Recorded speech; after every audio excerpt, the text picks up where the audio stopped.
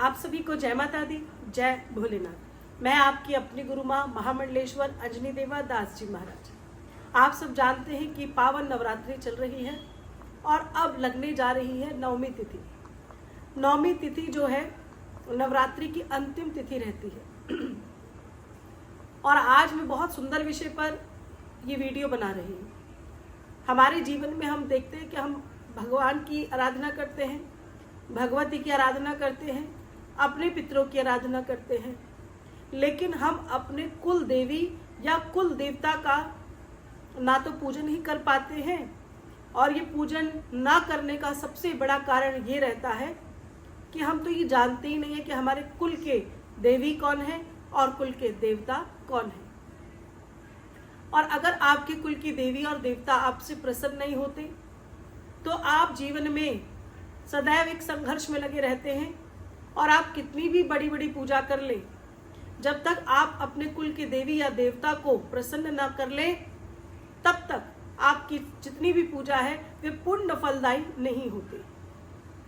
फलदायी होती है, लेकिन जितना उसे हम लाभ प्राप्त कर सकते हैं उतना लाभ हमें प्राप्त नहीं होता।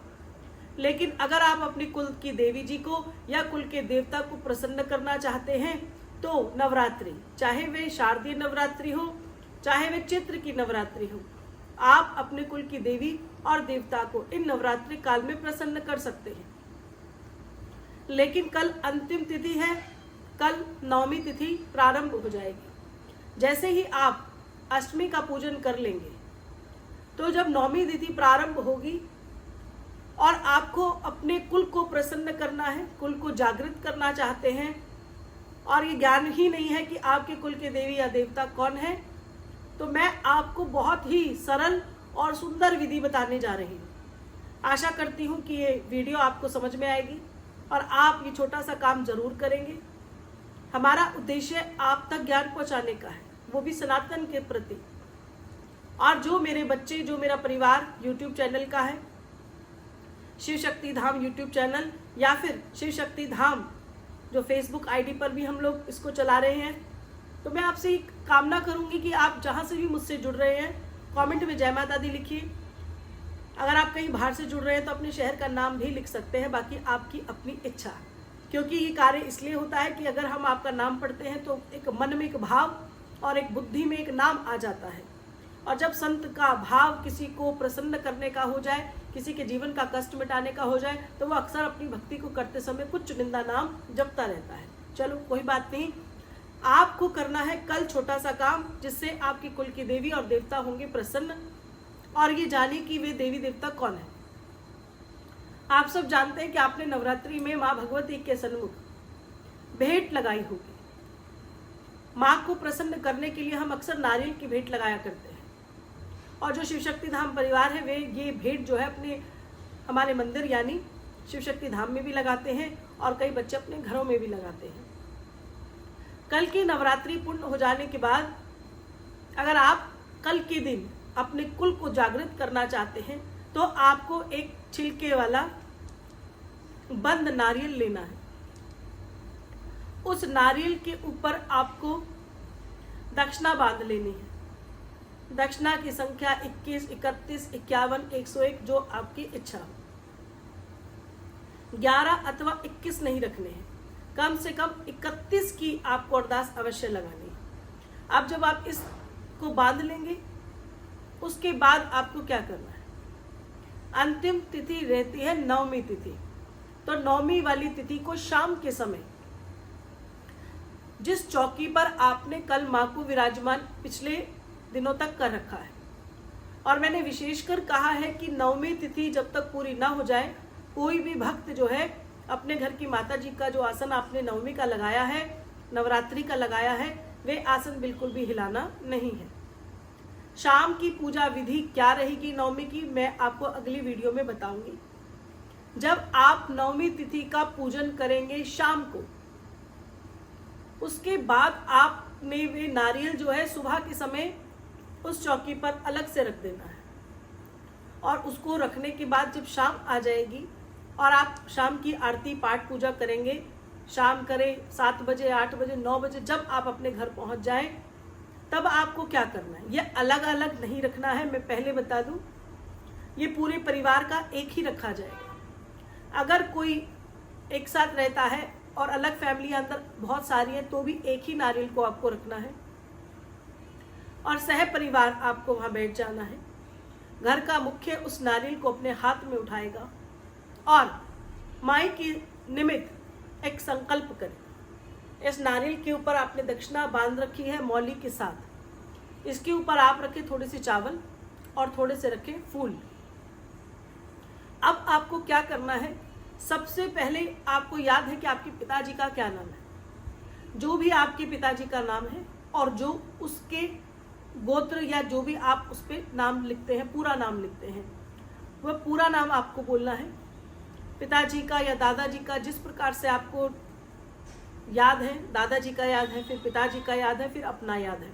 ये 3 पीढ़ियां हो गई, तो कम से कम इन 3 पीढ़ियों का आपको ध्यान करना है।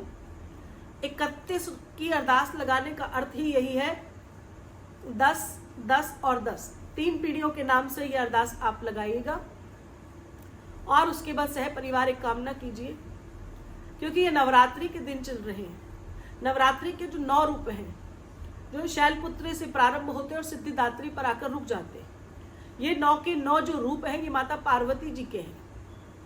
और जो भी कल व्यक्ति इस नारियल को साक्षी भाव रखकर संकल्प लेकर अपनी 3 पीढ़ियों का ध्यान करने के बाद माँ से ये कामना करेगा कि माँ, मैं अपने कुल की देवी को नहीं जानती और मैं अपने कुल के देवता के बारे में भी नहीं जानती, तो मैं आपको ही अपने कुल की देवी और प्रभु को कुल का देवता स्वीकार करती हूँ और ये संकल्प लेती हूँ कि आज से मेरे कुल में आप दोनों की पूजा अवश्य होगी, यानी प्रभु भोलेनाथ जी की और माता पार्वती जी की।